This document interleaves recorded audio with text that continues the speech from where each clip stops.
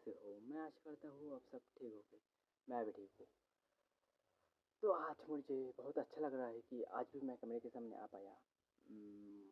मेरा जो मैं वादा किया था खुद से कि मैं हर दिन कैमरे के सामने आऊँगा और कैमरे के सामने आके कुछ ना कुछ बोलूँगा, आप लोगों से बातें करूँगा।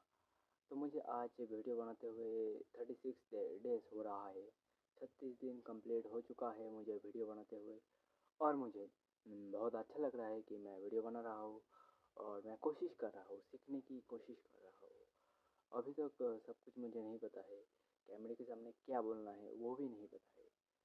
तो टाइम के साथ वीडियो बनाते टाइम के साथ बनाते-बनाते सीख जाऊँगा और एडिटिंग का कोर्स भी कर रहा हूँ, तो सीख जाऊँगा, ठीक है।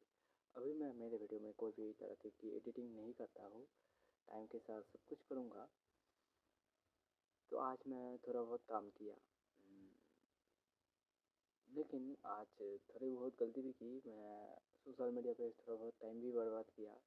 कोई बात नहीं, एक बारी में तो नहीं रोक सकता ये जो है हैबिट से पुराना, टाइम के साथ हो जाएगा। तो मैं आज का वीडियो और आज ज़्यादा बात ना करते हुए मेरा वीडियो यहीं पर ही ख़त्म करता हूँ।